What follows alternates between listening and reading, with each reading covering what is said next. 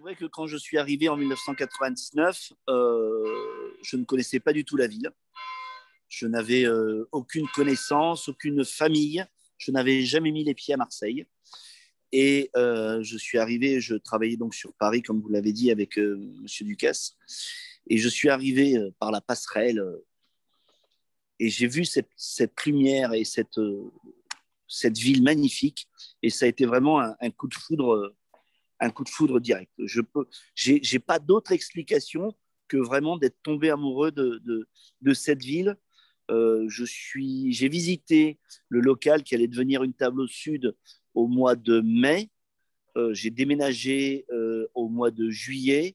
On a fait les travaux au mois d'août et septembre. Et j'ai ouvert le 17 novembre 1999 le restaurant Une table au sud. Et depuis, ben, je suis encore là et toujours là.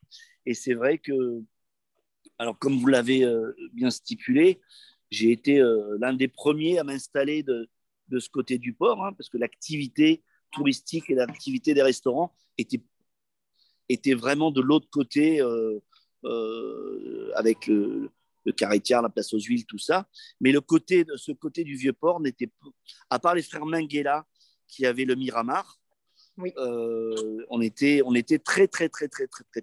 Alors moi, arrivant de Paris, connaissant personne, montant un restaurant au premier étage, euh, sur un restaurant gastronomique avec un ticket moyen assez élevé, c'était pas du courage, c'était de l'inconscience parce que j'avais 27 ans, même pas, 26 ans et demi, et j'étais pas du tout au fait de tout ce que j'ai pu avoir comme petite histoire. C'était vraiment, j'étais sûr de moi, j'avais envie de créer mon restaurant, de raconter mon histoire culinaire, et j'ai foncé, voilà, tout simplement.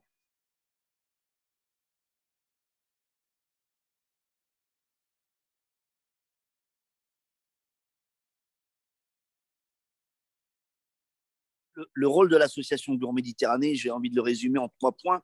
Le premier, c'est que évidemment, ça va être le faire-valoir de notre savoir-faire régional, de notre territoire, et qu'il soit à travers les chefs, qu'il soit à travers les pâtissiers, qu'il soit à travers les bouchers, les fromagers, les poissonniers, mais aussi les maîtres d'hôtel, les serveurs, entre guillemets, c'est-à-dire tout ce qui fait qu'un restaurant est un restaurant, et tout ce qui fait que un restaurant dans notre département, dans notre région, est un petit peu différent de ce qu'on peut trouver à Toulon, pardon, à Lyon ou à Paris ou à Toulouse. C'est que vraiment, on a notre identité propre et notre savoir-faire, et c'est ça qu'il faut défendre. Donc ça, c'est le premier point. Le deuxième point, c'est que à travers la crise sanitaire et après, mais il va falloir qu'on soit tous encore plus solidaires et qu'on trouve des solutions, au moins entre nous, pour que les plus grands, les plus gros, les entreprises un peu plus stables, mais aident ceux qui sont en difficulté, parce qu'il y aura vraiment des établissements en difficulté. Et ça, on a vraiment besoin d'être tous ensemble pour s'aider et que les petits perdurent. Et troisièmement, moi, je suis juste le porte-parole, hein. Il y a plus de 70 membres. C'est vraiment une association qui est portée sur les membres et la diversité des membres. Quand vous avez un restaurant étoilé, quand vous avez une pizzeria, quand vous avez un fromager, quand vous avez un boucher, quand vous avez un restaurant d'hôtel. Donc tout ça, ça fait vraiment notre richesse. Et c'est comme ça qu'on va avancer, évoluer. Et moi, j'en suis que le porte-parole, quoi. On était 4-5 à être autour d'une table et on a conçu le projet en 2012 qui était pour répondre à 2013, capitale de la culture européenne. Et on entendait à gauche, à droite qu'on allait faire appel à des chefs parisiens, des chefs lyonnais, des chefs de Toulouse. On s'est dit, mais on est là, nous, on existe. Et c'est vrai qu'on ne se connaissait pas trop. Et si aujourd'hui, ça va faire maintenant 10 ans, enfin en 2022, ça fera 10 ans que Gourmet Méditerranée existe. Aujourd'hui, il y a vraiment une chaîne et une solidarité entre nous qui fait plaisir à voir.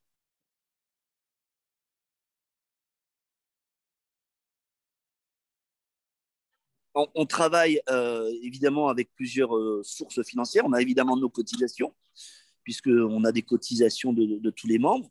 Alors, dans Gourmet Méditerranée, Il y avait le pôle les Sud Cré qui représentait les pâtissiers. On va développer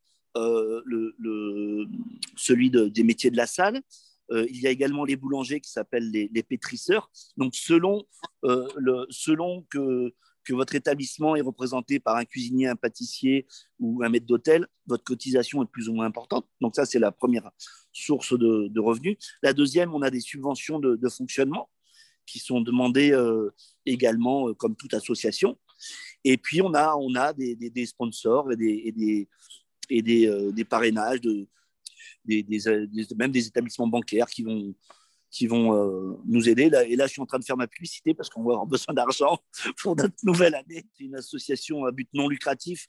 Donc, tout l'argent qu'on récupère, on l'utilise pour en faire profiter un plus grand nombre. Et c'est vrai que de créer un événement majeur sur Marseille ou ses alentours, hein, je ne suis pas fixé au Vieux-Port, mais vraiment, je trouve que notre région le mérite grandement. Toutes les plus grandes villes de France ont leur festival euh, autour de la cuisine, du bien manger et des produits, et ça manque dans notre région, quoi. Donc on y travaille et on en profitera pour fêter les 10 ans.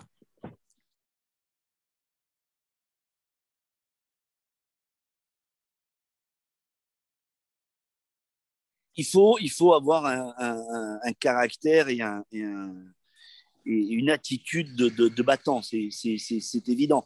Mais ça, j'ai envie de dire, c'est pour tous ceux qui ont un projet artistique, un projet d'entreprise euh, ou un projet de vie privée. Il faut se battre parce que, comme vous le dites, il y a des mauvais coups qui passent et il faut les surmonter. Mais c'est grâce à ça aussi qu'on évolue, qu'on grandit. Et je suis intimement convaincu que c'est à plusieurs. Et si vous dites que je suis humble, mais si j'ai une qualité, c'est peut-être que je suis fédérateur et que j'arrive à, autour de moi, vraiment faire comprendre à tout le monde et des gens qui sont complètement différents que c'est ensemble qu'on va pouvoir avancer. Par exemple, cette année, je pense que la saison va être très compliquée pour la recherche du personnel, pour les contrats saisonniers. Et il y a certaines personnes, on a certains de nos collaborateurs, on ne les a pas vus depuis un an et demi. Donc, au bout un an et demi, quand ils vont revenir dans nos entreprises ou dans nos restaurants, ça va être très compliqué. Donc, on peut mettre aussi un fichier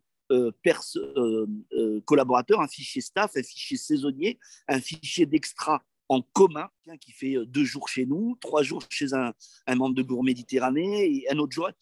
Voilà, et puis ça va permettre comme ça à ce que les gens puissent travailler de manière plus pérenne sur la semaine, et puis que les employeurs puissent trouver une main-d'œuvre qui a envie aussi de travailler.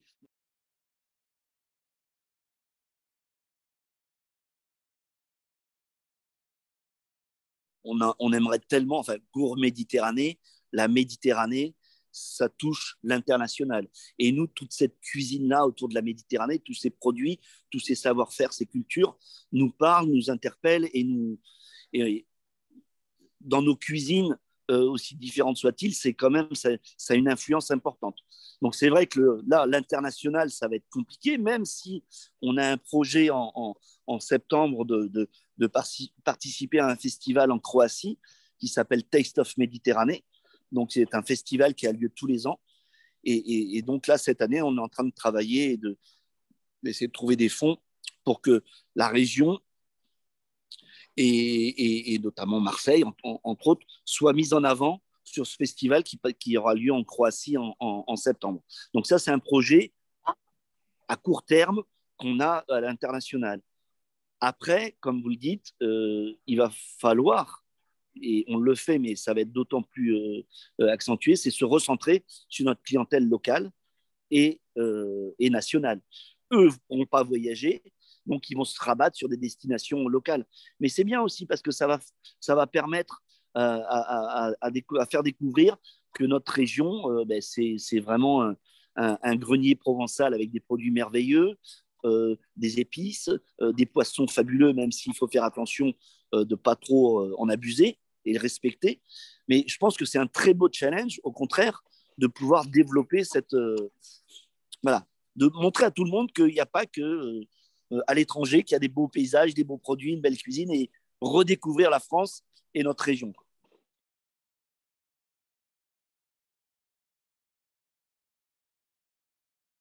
Là, on est en plein travail. Je ne vous cache pas qu'il y a 2 jours, on était réunis avec le bureau, donc le bureau qui dirige un peu Gourmet Méditerranée. On était une dizaine et on est en train, voilà, de travailler, de sélectionner les événements que l'on a envie de faire. Il y a les idées qui ont fusé, hein, on n'a rien inventé, mais par exemple, on aimerait de manière vraiment importante remettre en place la fête de l'ail Oui, à Marseille. C'est une chose qui est fabuleuse. L'ail, c'est quand même un produit qui représente notre région. Et voilà, donc on travaille, par exemple, sur remettre en place la fête de l'ail. Euh, on a parlé également d'une action un petit peu plus solidaire qui pourrait aider soit les étudiants, soit les personnes qui sont en difficulté. Donc voilà, les aider à travers une action caritative sans prendre la place de qui que ce soit, mais voilà, bien sûr. d'apporter une aide à ce niveau-là. Et puis enfin, on prépare aussi, surtout, je vous disais, les 10 ans de Gourmet Méditerranée l'an prochain. Donc là, on met les bouchées doubles, ça demande du temps, ça demande des moyens en logistique et financiers pour créer un festival Gourmet Méditerranée qui fêterait un petit peu les 10 ans et qui montrerait à tout le monde et surtout au grand public les richesses qu'ils ont autour d'eux. Quoi.